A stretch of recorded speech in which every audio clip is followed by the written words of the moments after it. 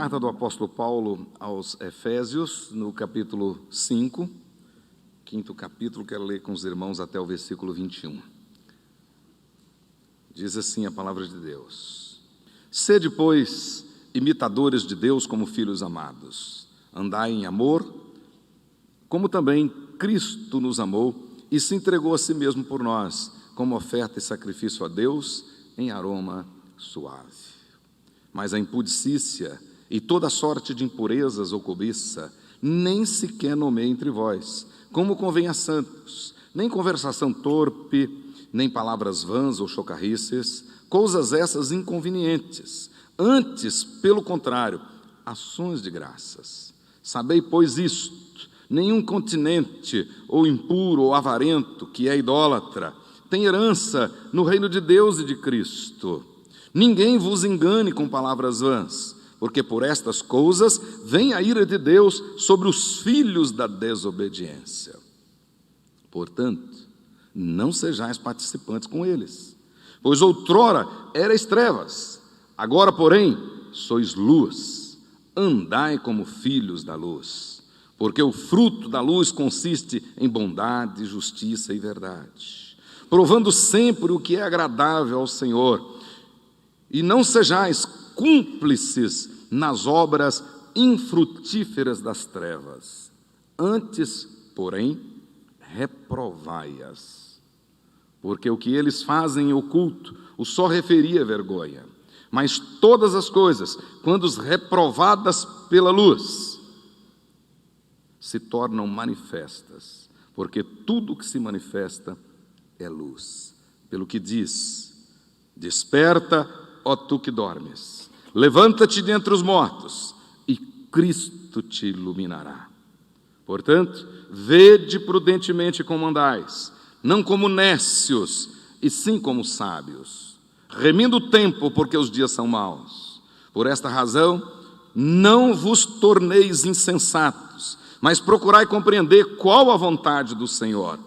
E não vos embriagueis com vinho, no qual há dissolução, mas enchei-vos do Espírito Santo, falando entre vós com salmos, entoando e louvando de coração ao Senhor, com hinos e cânticos espirituais, dando sempre graças por tudo a nosso Deus e Pai, em o nome de nosso Senhor Jesus Cristo, sujeitando-vos uns aos outros no temor de Cristo. Que o Senhor aplique aos nossos corações a palavra santa dele nessa noite. Senhor Deus, Pai querido, em nome de Jesus, tua palavra está lida. Queremos agora, com toda submissão, receber do Senhor a instrução que o Senhor já preparou na eternidade para nós. Nesse domingo especial, no contexto especial em que o Brasil vive hoje. Abençoa-nos, ó Deus, desperta o teu povo, aviva, Senhor, a tua obra e permita, Senhor, que mesmo neste país indiferente, nesta época indiferente, nesta época, Deus, de muita rebeldia e afronta ao Senhor, que nós possamos ser fiéis, determinados e cumprir a tua palavra com ousadia verdadeira, com coragem. Por isso, ó Deus, em o nome de Jesus, repreenda agora tudo aquilo que não agrada ao Senhor e fala aos nossos corações com teu Espírito Santo. Fala, Deus, para que nós possamos ouvir claramente nesta noite e ao sairmos daqui, saiamos transbordando, desejosos em fazer a tua vontade. Em o nome de Jesus, Senhor nosso e da igreja. Amém, amém, glória a Deus. Meus queridos irmãos, conforme eu coloquei no boletim de hoje, se você ainda não pegou o seu boletim, depois ao final do culto você pode pegar o seu boletim, levá-lo e ler com atenção a pastoral desta semana. Conforme eu disse, já ecoou o grito de carnaval, os tambores já estão rufando, as praças já estão cheias, os blocos já estão na rua. Já começou a maior festa popular do Brasil, talvez uma das maiores, se não a maior festa popular do mundo. Na realidade, carnaval já começou. E como disse o artista, cantor, compositor Caetano Veloso em 1969, atrás do trio elétrico só não vai quem já morreu. Será que isso é verdade? Atrás do trio elétrico só não vai quem já morreu. E você que veio aqui hoje, com certeza veio aqui hoje porque está vivinho da Silva, né? E, portanto, a pergunta é, será que é uma boa opção ir atrás do trio elétrico? Na realidade, o que é carnaval? De onde vem e por que essa festa e esta popularidade tão grande dessa festa no Brasil? E por que eu desejei falar com os irmãos a respeito desse assunto hoje, né? Eu desejei falar desse assunto com os irmãos e venho orando sobre isso. Primeiro, porque estamos já no contexto do carnaval, como eu acabei de dizer. Em São Paulo, Salvador, Rio de Janeiro, Belo Horizonte, as grandes cidades, até aqui mesmo em Cuiabá, né? Centenas de blocos já estão nas ruas e arrastando multidões, milhares e milhares de pessoas. Muitos já estão se entregando às mais baixas paixões, como são comuns nestes dias de carnaval. Então, esse é o primeiro motivo. Segundo, é que me preocupa muito, é que nós estamos vivendo uma época muito complicada. Nós estamos vivendo uma época de dias turvos, dias nebulosos. Nós estamos vivendo e presenciando uma liquefação dos relacionamentos e também do compromisso com a fé.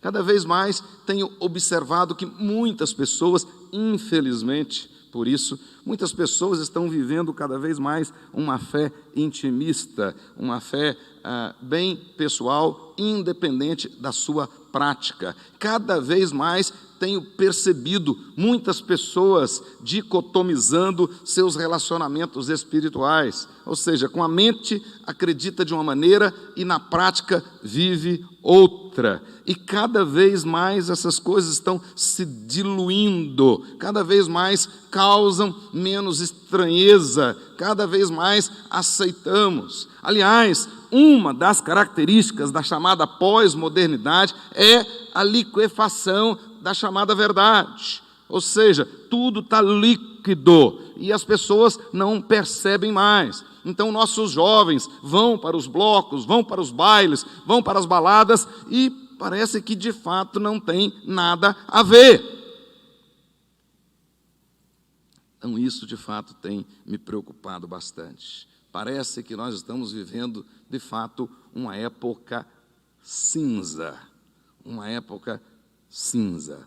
onde realmente as pessoas não conseguem distinguir, onde as pessoas estão tendo cada vez mais um desprezo pelo testemunho, cada vez mais entendem que a fé é algo apenas interno, não é externo, ninguém tem nada com isso. Ou seja, na realidade, a proposta do cristianismo sempre foi um contraste, sempre foi uma proposta contracultural, mas estamos vivendo dias que as pessoas estão se misturando cada vez mais.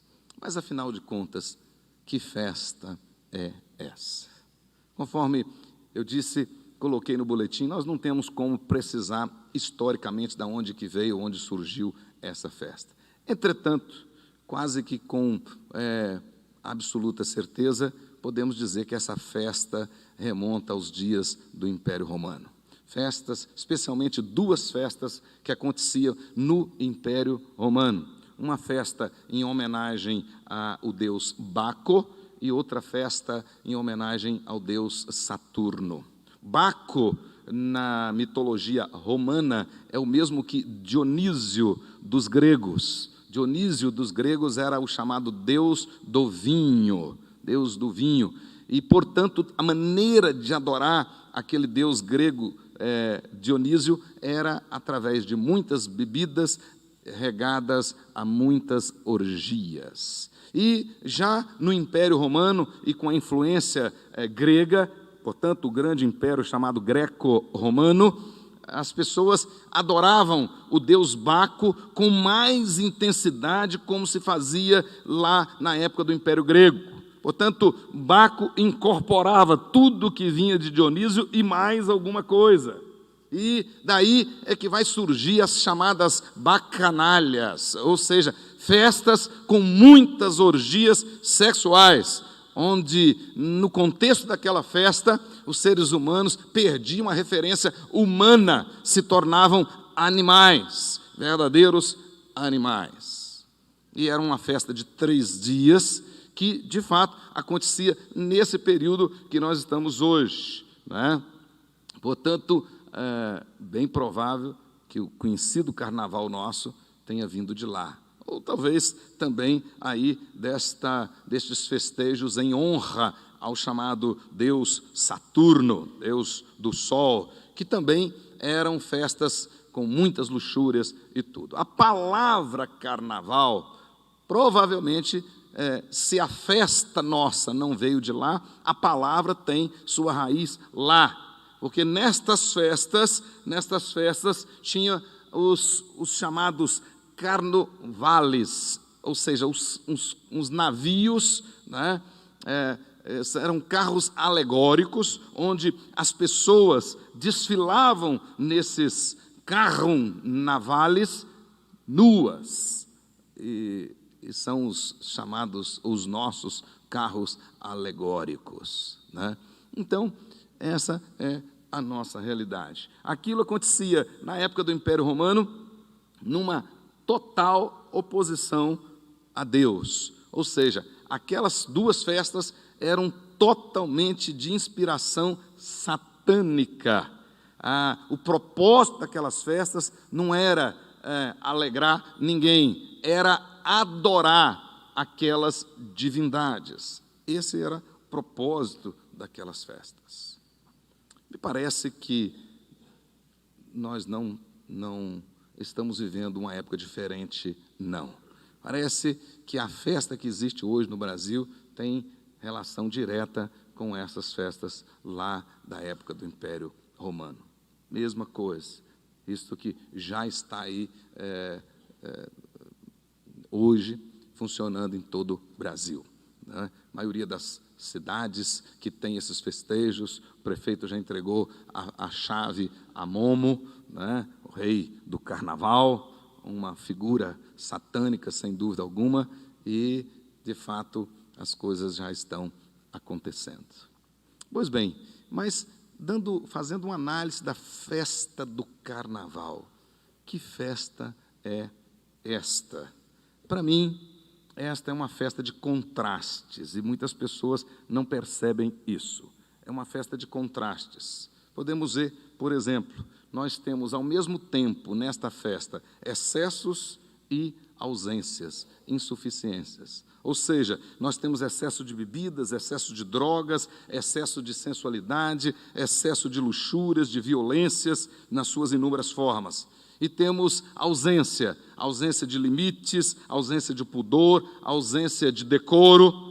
Durante esses dias, agora chamado dias de carnaval, muitas pessoas saem de suas casas para rasgar o véu da decência, para se entregarem aos ímpetos prazeres da carne, das suas paixões desenfreadas, aos mais terríveis abusos dos padrões morais mínimos aceitáveis.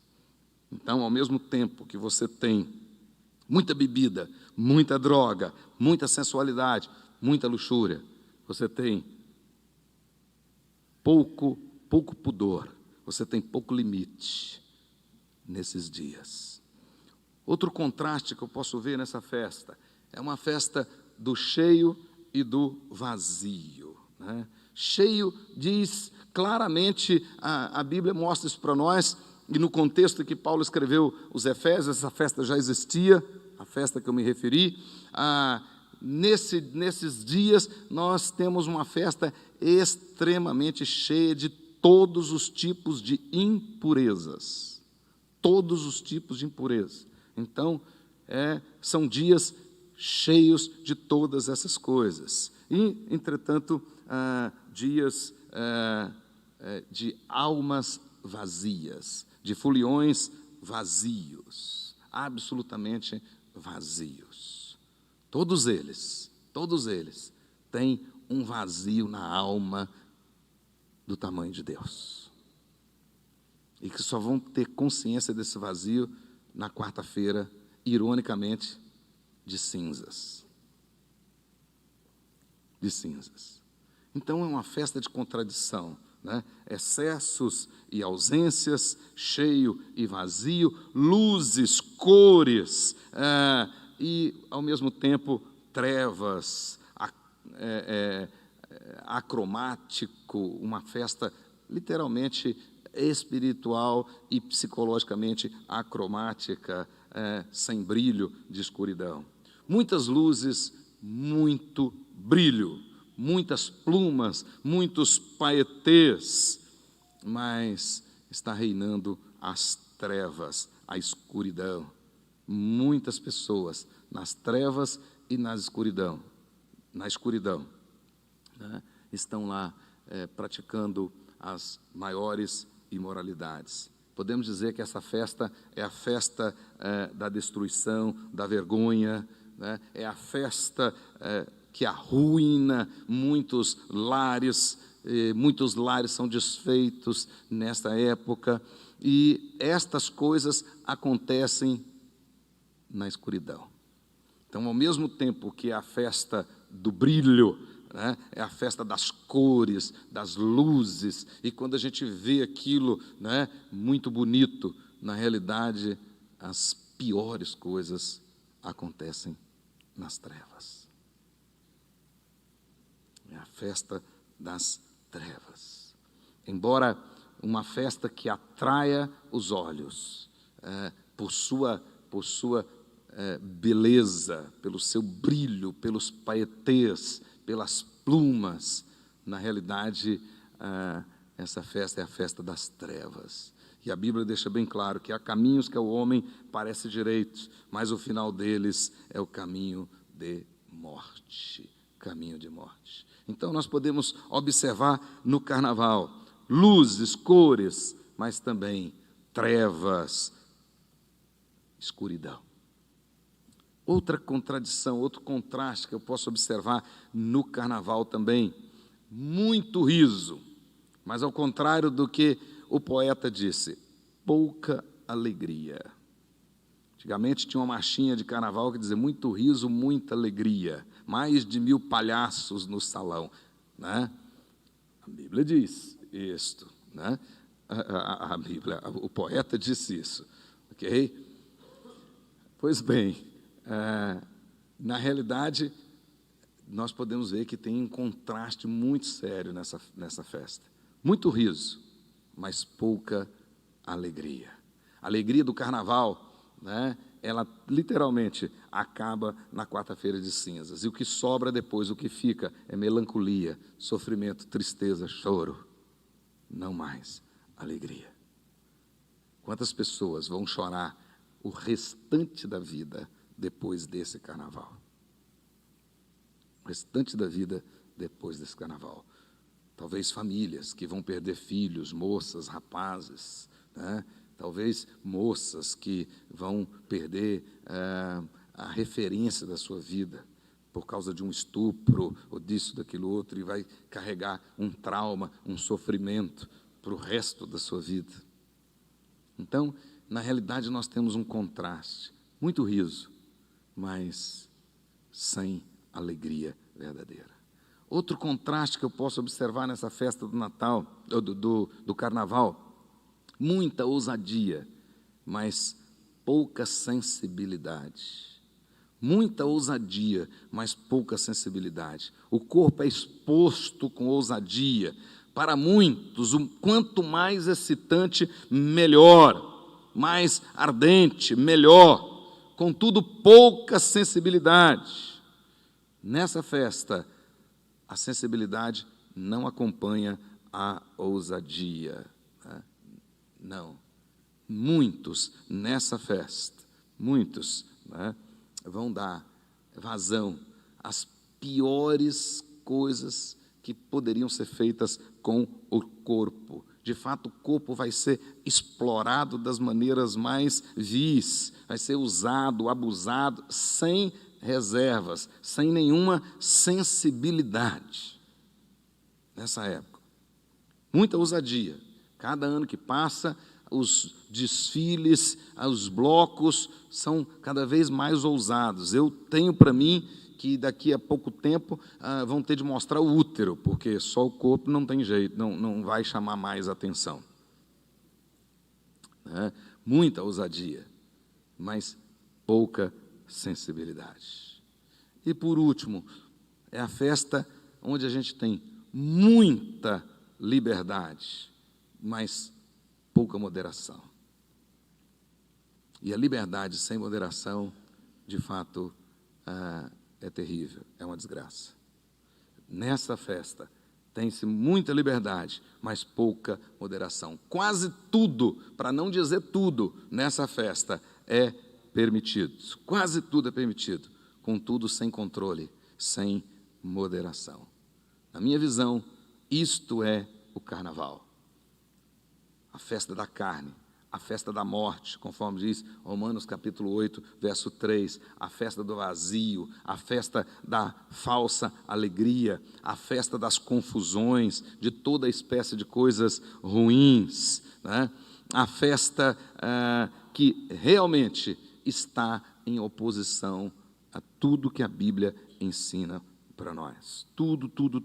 Não há dúvidas de que o carnaval é uma festa absolutamente contrária à palavra de Deus, absolutamente imprópria para os verdadeiros servos de Deus. 1 Coríntios capítulo 3, verso 16. Absolutamente imprópria para os servos de Deus. A Bíblia condena todas as atitudes que acontecem na festa do carnaval. Todas as coisas, tudo aquilo que é praticado no carnaval é condenado pela palavra de Deus e está em oposição a Deus. Tudo. Portanto, de fato, o carnaval não tem relação nenhuma com os cristãos verdadeiros. Nenhuma. No nosso texto, a Bíblia diz que nós não podemos apoiar isso, pelo contrário, nós temos que reprovar esta festa. Isso é que o texto diz, claramente.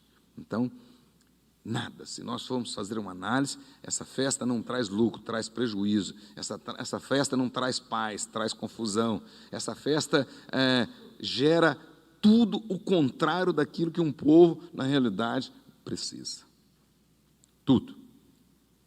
Bíblia, de fato, condena. Mas eu gostaria de, antes de fazer a aplicação aqui do texto que nós acabamos de ler, que você abrisse na sua Bíblia, Romanos capítulo 6, verso de 1 a 4. Romanos 6, versículos de 1 a 4. Quero citar 3 textos do apóstolo Paulo e encaminhar como nós precisamos analisar esta festa do carnaval e qual tem que ser a nossa postura. Os adolescentes que estão aqui, os pais de jovens e de adolescentes que estão aqui, né? É triste quando a gente vê pais que são cristãos e que dizem ser cristãos, né? Que levam inclusive os filhos para a balada, deixa lá e vai buscar 3 horas da madrugada, etc. A Bíblia é clara, não tem como a gente conciliar, não tem como. Esta festa, na sua totalidade, absoluta, ela está em frontal oposição a Deus. Nada lá combina com o servo, com a serva de Deus. Nada. Mas olha o que diz Paulo aos Romanos, capítulo 6, versículo de 1 a 14. Ele diz assim: que diremos, pois? Permaneceremos no pecado, para que seja a graça mais abundante? De modo nenhum. Como viveremos ainda no pecado, nós, os que para ele morremos? Ou porventura, ignorais que todos nós que fomos batizados em Cristo Jesus, fomos batizados na sua morte?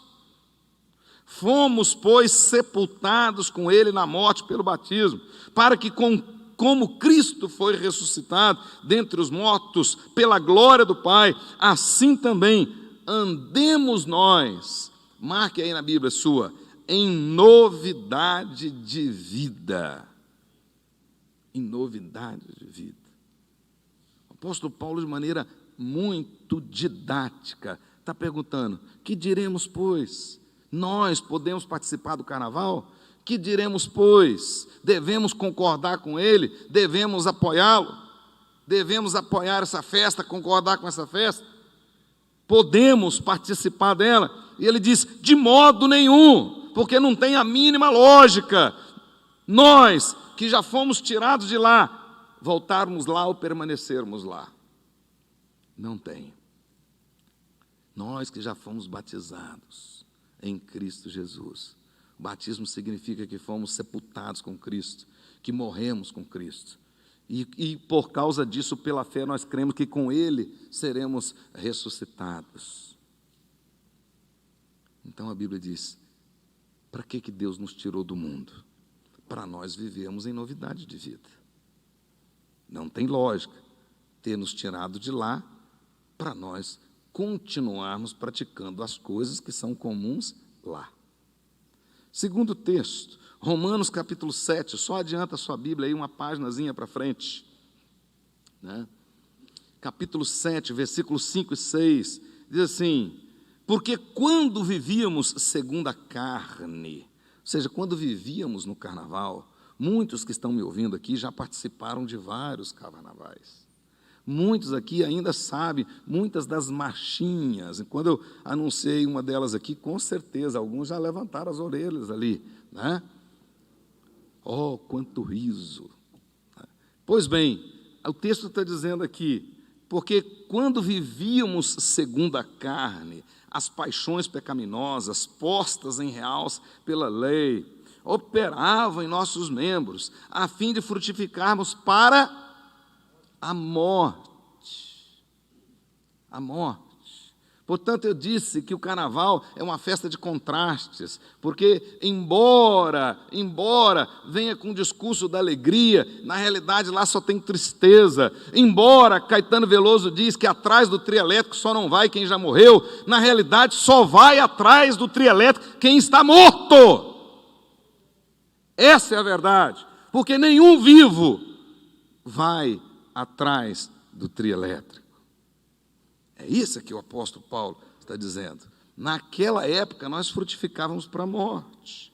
Mas agora, verso 6, porém, libertados da lei, estamos mortos para aquilo que estávamos sujeitos, de modo que servimos, marque na sua Bíblia, em novidade de espírito e não na caducidade da letra. Olha como o apóstolo Paulo é lúcido ao escrever isso. Se agora, porém, nós já fomos libertados dessa situação. Nós não temos mais necessidade daquelas orgias para ficarmos alegres. Nós não temos necessidade de encher a cara de cerveja, disso ou daquilo outro, para ficarmos alegres. Nós não temos necessidade de baseado, de cocaína, de crack, de qualquer outra droga sintética. Não temos necessidade disso para ficarmos alegres. Não temos. Pelo contrário, pela graça de Deus, nós já fomos tirados de lá. É a maior burrice e ignorância querer voltar lá.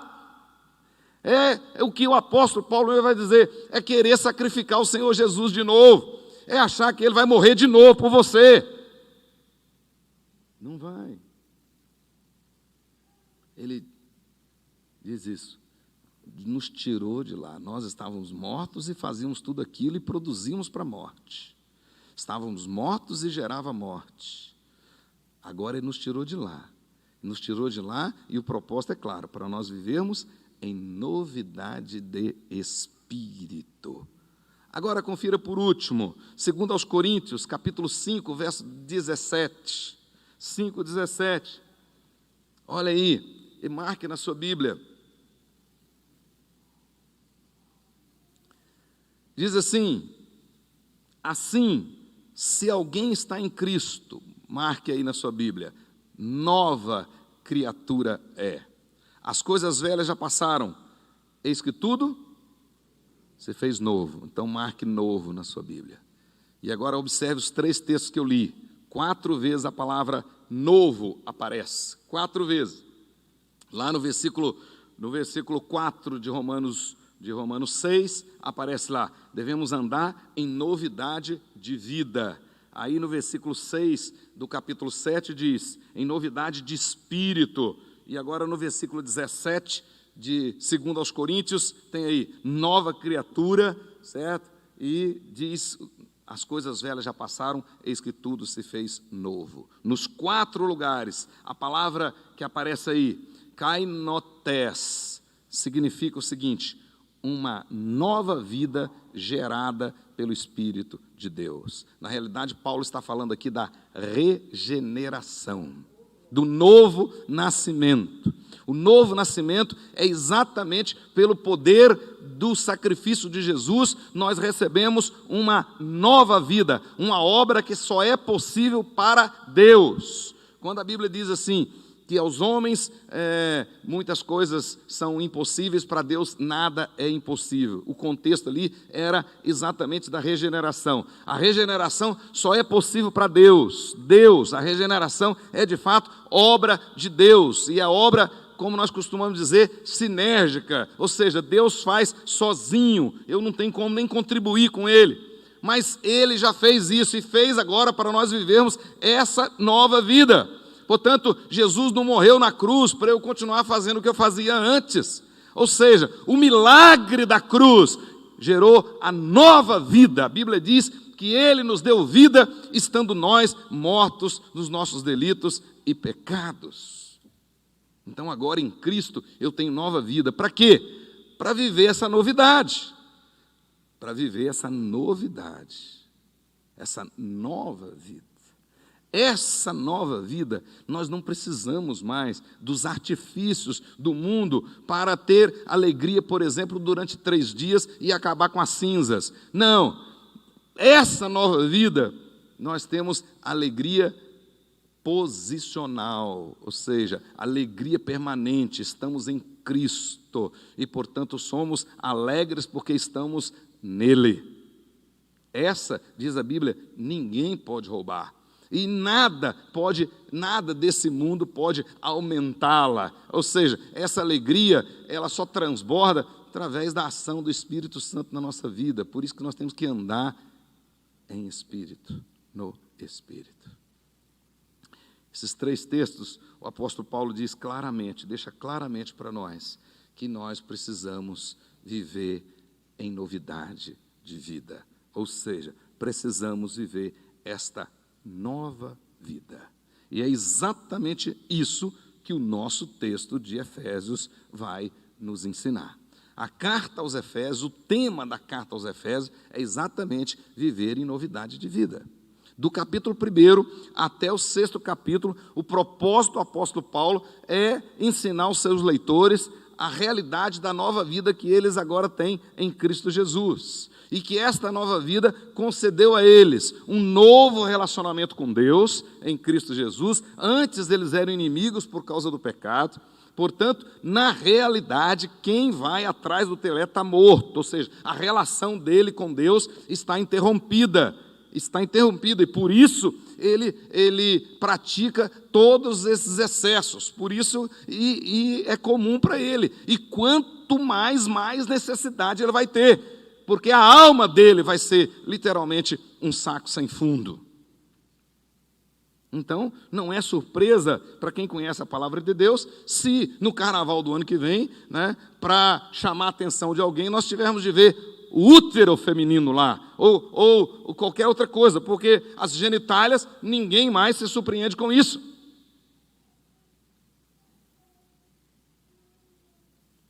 Essa é a realidade.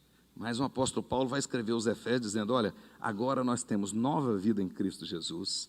Agora ele nos colocou numa nova sociedade, ou seja, num novo grupo, e ele refere-se à igreja. Então a igreja ela tem um papel muito importante. É muito importante. E a proposta é uma proposta contracultural mesmo. Se você não quer lutar contra essa cultura, se você não quer lutar contra o sistema que está aí, dominado pelo Deus desse sistema, por Satanás, conforme diz a Bíblia, ele domina esse sistema, esse mundo que está aí, esse século dominado pelo Satanás, pelo inimigo, Se você não quiser viver em oposição a ele, você não precisa vir para a igreja. A igreja, ela funciona exatamente como uma sociedade contracultural. Na prática, nós estamos na contramão do que está aí fora. E é verdade.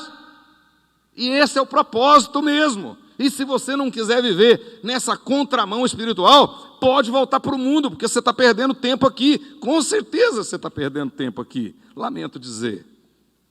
E vai sofrer muito no dia do julgamento, quando você ouvir do próprio Deus, e aí não tem jeito de recorrer, não vai ter uma outra chance. Quando você ouvir da boca do próprio Senhor Jesus: afastai de mim, maldito, porque eu não te conheço. Mas, Senhor, eu estive lá na igreja, eu fiz isso, eu fiz aquilo outro. E a voz voltará: afastai de mim, maldito, que eu não te conheço. Nós somos tirados das trevas para viver em luz. E quando voltar às trevas, é voltar como luz. Como luz. Então o cristianismo, ele tem realmente uma proposta contracultural. O que Paulo está querendo ensinar para os Efésios é o seguinte: não tem negociação, não tem contextualização, não tem ajustes. Ele está querendo deixar claro aqui que a proposta do cristianismo é absolutamente diferente do mundo. Os valores são antagônicos, são diferentes, são diametralmente opostos, diferentes mesmo. A ordem é: não vos conformeis com este século, ou seja, com este sistema. Não está falando apenas do século 21, mas do sistema que está aí. Não vos conformeis com este sistema, não entre na forma dele. Ou seja, não queira negociar seus princípios, absolutamente não. Pelo contrário, transformai-vos pela renovação da vossa mente, para que experimenteis qual seja a boa, a agradável, perfeita vontade de Deus. Oh, glória! Essa é a proposta. Como eu disse, não tem conciliação. Não tem. Não tem jeito de conciliar vida com morte. Não tem. Ou se está vivo, ou se está morto. E isso nós precisamos, né? Hoje, a nossa geração, nossa igreja, precisa acordar para isso, né? Mais do que nunca, o que Paulo quer ensinar para nós é que a proposta, o sucesso da proposta cristã está na diferença dos crentes. Então ele disse: agora vocês têm um novo relacionamento com Cristo. Vocês são novas criaturas. Agora Deus tirou vocês de lá e colocou vocês numa nova sociedade, né? Que ele vai chamar aqui a igreja, né? A igreja, os santos, os lavados. Então aqui está a nossa comunhão. É aqui que você tem que crescer em comunhão. É aqui que está a sua nova família. E você precisa ter alegria aqui, e buscar essa alegria aqui, e gerar essa alegria aqui. É isso que ele está dizendo. E aí depois ele diz que agora nós temos em Cristo novos padrões. Novos padrões. Observe bem que é isso que ele vai dizer no capítulo 4, para introduzir o nosso texto. Ele diz: olha, quem mentia, não mente mais. Então, antes da sua regeneração, você mentia, que até você mesmo acreditava em você. Você mentia tão bem que até você tinha dúvida se aquilo era verdade ou não. Mas a Bíblia diz: quem mentia, não mente mais. Quem era bravo, irava, etc., não faça isso mais. Quem roubava, furtava, não furte mais. Quem adulterava, não adultere mais. Quem gostava de piada suja, etc. e tal, né? E aquelas coisas, e achava e caía na gargalhada, etc., não faça isso mais. Nem sequer chegue perto de você. Então ele vai de maneira muito prática, dizendo: olha, agora nós temos novos padrões. A pior coisa, meus queridos adolescentes e jovens aqui, que pode acontecer com vocês na escola, é alguém, como que elogiando vocês, falarem assim: fulano de tal é igualzinho a gente. Essa é a pior coisa, né? O dia que um jovem, Ideobrando Filho, da sua idade, um dia que um jovem que não tem compromisso nenhum com Deus, dizer assim, não, Debrodinha é gente boa demais, porque ele é igual a gente, você pode ficar preocupado, porque não foi um elogio. Ele tinha que dizer que você é diferente deles. Para as meninas, a mesma coisa. Quando eu estava, não, aquela lá é legal, porque ela é igualzinha a gente. Olha, esse é o pior elogio. E os outros adultos, a mesma coisa. Quando uma vizinha sua diz, aquela vizinha lá da igreja presbiteriana, aquela é gente boa, igualzinho nós aqui, ó. Isso é ruim. Porque, na realidade, a proposta é que nós somos diferentes. Diferentes. Nós temos um relacionamento diferente com Deus, nós estamos numa comunidade diferente, numa sociedade diferente, e nós temos padrões diferentes. Padrões diferentes. E somos regidos por esses padrões. Esse é que ele está dizendo. Quando chega no nosso texto, ele vai ser bastante claro, esse texto é prático. Em 2015 eu fiz aqui umas exposições em Efésios, mas aqui é muito prático para o nosso contexto de hoje. Tudo que ele está dizendo que não deve nem passar perto da gente, é tudo que existe no carnaval. Para mim, se Paulo desenhasse, ele não seria tão preciso. Diz lá, ó, a impudicícia, toda sorte de impureza, de cobiças, nem sequer nomeia entre vós, conversação torpe, palavras vãs, chocarrices, coisas inconvenientes, não chegue perto de vocês, né? Incontinência, impuro, avareza, idolatria, tudo isso. E ele continua dizendo, né? Ninguém vos engane com palavras vãs. É muito comum, os nossos jovens são assediados todos os dias, né? Com certeza você que está me ouvindo aqui sabe disso e talvez está passando por isso. De repente tem uma amiga sua, um amigo seu que está na sua orelha aí, no seu ouvido aí. Vamos lá no baile, no próximo sábado.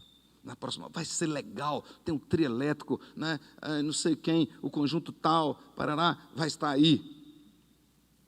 Já está aí. E você já está até mentindo para sua mãe, para o seu pai, para você arranjar um esqueminha para ir. Eu vou dormir na casa da minha amiga, do meu amigo, etc e tal, e o seu pai e sua mãe, bestas, estão achando que você vai para lá jejuar e orar, mas você vai para lá para ir para esses outros lugares. Quer dizer, um monte de coisas. A Bíblia diz que um abismo chama outro abismo. Então, Paulo vai explicando sobre isso. Ninguém vos engane com palavras vãs, porque por essas coisas vem a ira de Deus. O que está escrito aí? Minha Bíblia está errada, porventura?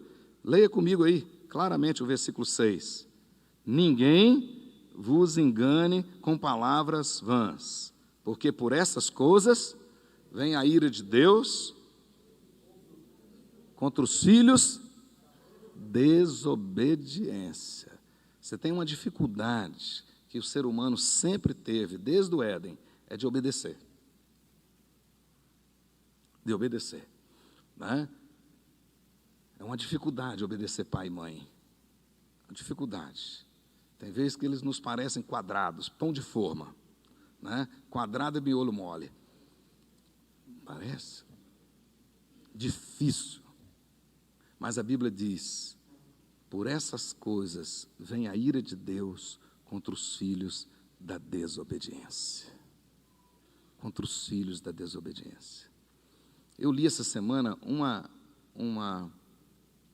um comentário de um sujeito que eu nem sei qual é a formação cristã dele, se ele tem ou não. Eu sei que ele não defende valores cristãos, não defende. Mas ele fez um comentário, aquele apresentador de televisão chamado Danilo Gentili. Eu li umas palavras dele aí, semana, ele dizendo sobre o carnaval.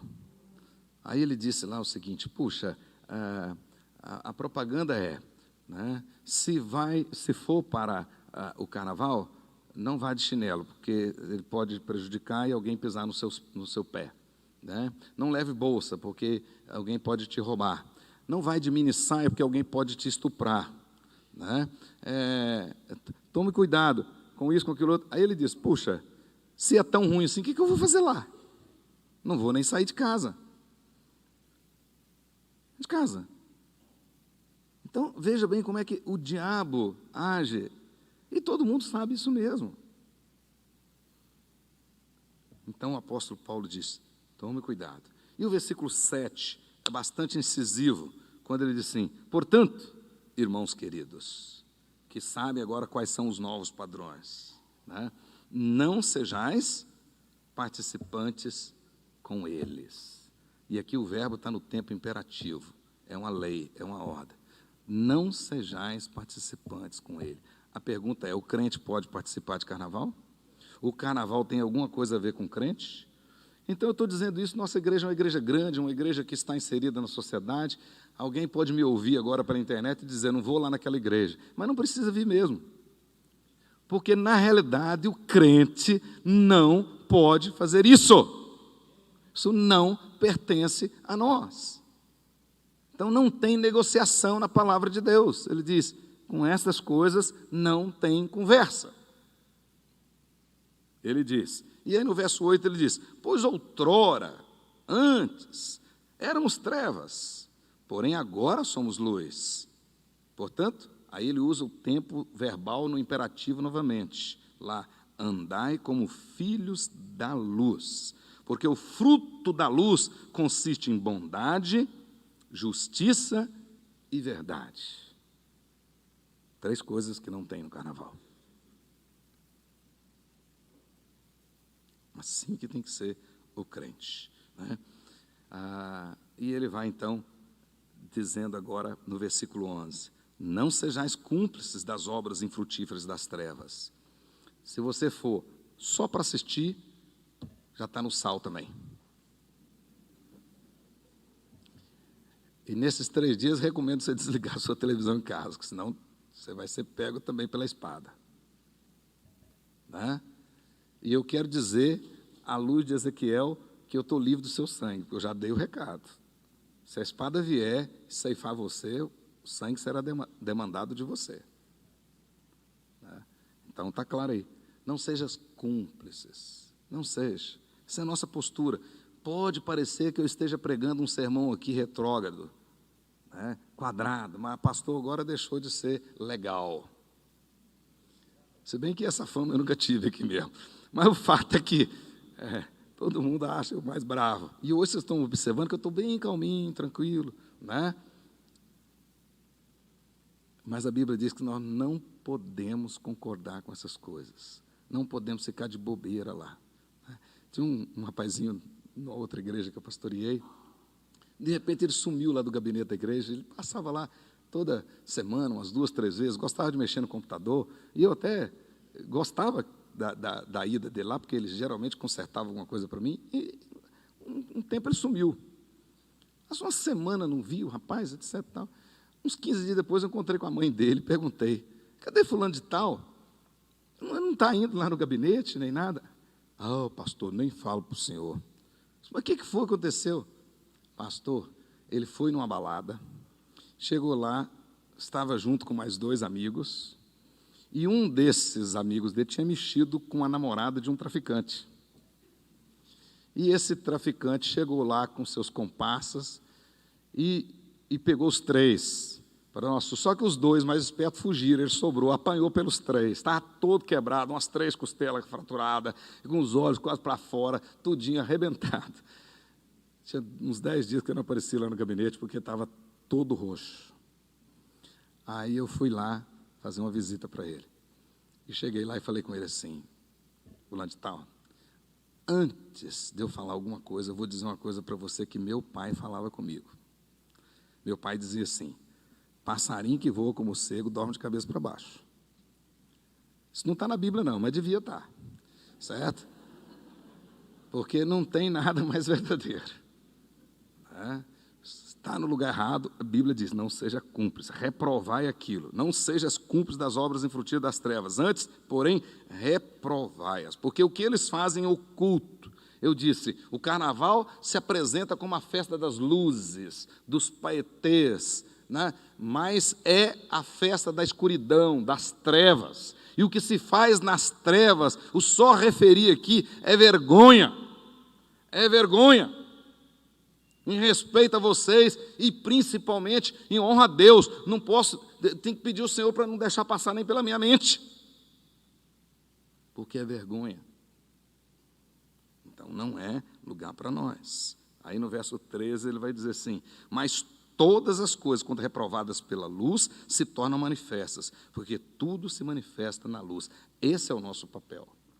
Esse é o nosso papel. Nós somos cidadãos dos céus, nós somos da luz e não das trevas, nós somos do dia e não da noite. Essa é a nossa questão. Então eu estou vendo uma geração que está surgindo aí hoje, que está gostando de balada e sai de casa para balada às 11 horas da noite, meia-noite, certo? Quando o crente verdadeiro já tinha que estar dormindo e orando, mas sai. Nós não somos da noite, nós somos do dia. Essa é a verdade.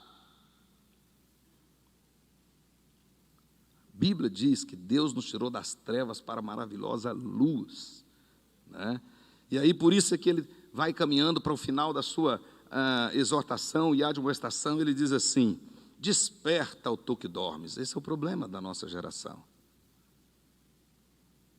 Sonolenta, cansada, dormindo, apática. É como o profeta perguntando: em que enfadei vocês? O profeta Ageu: por que vocês estão assim? Desperta, ó tu que dormes, levanta-te entre os mortos e Cristo te iluminará. Então você não precisa ir lá, atrás do trio elétrico só vai quem está morto, e você não precisa estar lá no meio dos mortos. Saia de lá e Cristo te iluminará. E aí ele diz: portanto, vede prudentemente como andais, não como bêbados, nécios. Maior consumo de bebida alcoólica no Brasil é exatamente no período do carnaval. Todas as empresas de destilaria, todas elas, se prepararam aí meses e meses e meses, né, aumentando o seu estoque de todo jeito, porque agora, nesses dias, todos os recordes de consumo de álcool são quebrados. Todos eles. E a Bíblia diz: nós temos que andar como, não podemos andar como bêbados, como nécios, e sim como sábios, remindo o tempo, porque os dias são maus. Por esta razão, não vos torneis insensatos, mas procurai compreender qual a vontade do Senhor. Não vos embriagueis com o vinho, no qual há dissolução, e enchei-vos do Espírito Santo. Nós estamos vivendo uma época tão difícil, com esse negócio da internet, que o sujeito faz errado e ainda posta no Facebook. Quer dizer, comete dois erros. O primeiro que errou e o segundo que é burro, né? Faz errado e ainda posta, certo? Não contentando de ter feito errado, quer envergonhar a igreja. Quer envergonhar a igreja do Senhor Jesus. A Bíblia diz: é mister que o escândalo venha, mas ai daqueles através dos quais vem o escândalo. Você sabe quem está te vendo no seu Facebook? Você não tem dimensão disso. Você sabe o que aquela foto pode causar? A gente vê a sensualidade e tudo nessa época, né? E, enfim, coisas que a gente precisa pensar mais. Ele termina o texto dizendo: olha, o contrário de tudo isso, sabe o que é bom agora? É isso que nós estamos fazendo aqui, louvando o Senhor, cantando. Isso é que é bom, isso é que é maravilhoso. O que os jovens, os adolescentes vão fazer agora, isso é que é maravilhoso, né? Isso é que é maravilhoso. Na realidade, nossa grande preocupação teria que ser antes, lá na escola, você evangelizar suas colegas, seus colegas, seus amigos, no seu trabalho, para que eles não se dirijam a essas coisas, vão para esses lugares e tudo, né? Esse é o nosso compromisso, né? Diz lá, falando entre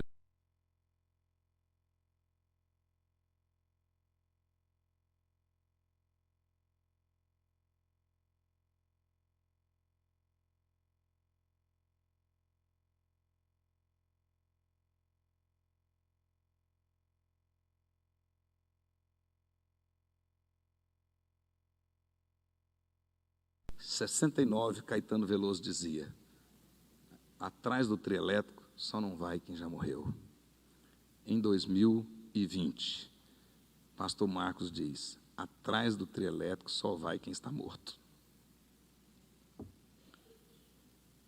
E eu acho que você está vivo, né? Amém. Glória a Deus. Então, se você já ganhou em Cristo Jesus sua nova vida, se você já experimentou o novo nascimento, essas coisas nós não podemos aceitar. Temos que reprová-las. E temos que correr delas. Correr delas.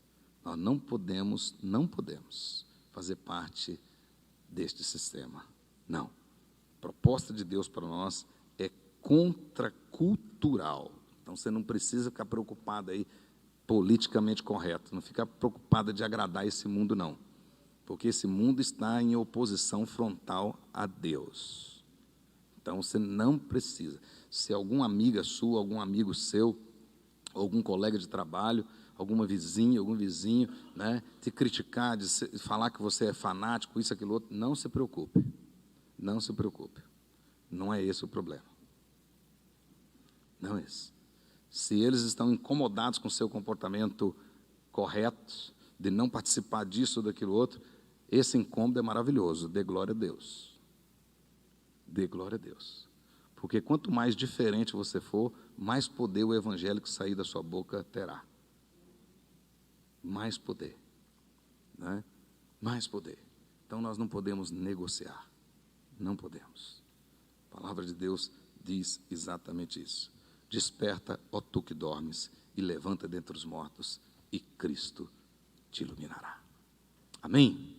Feche os seus olhos, faça a sua oração. Você conhece muitas pessoas, às vezes até da sua própria família, que estarão até o pescoço envolvido nessas festas.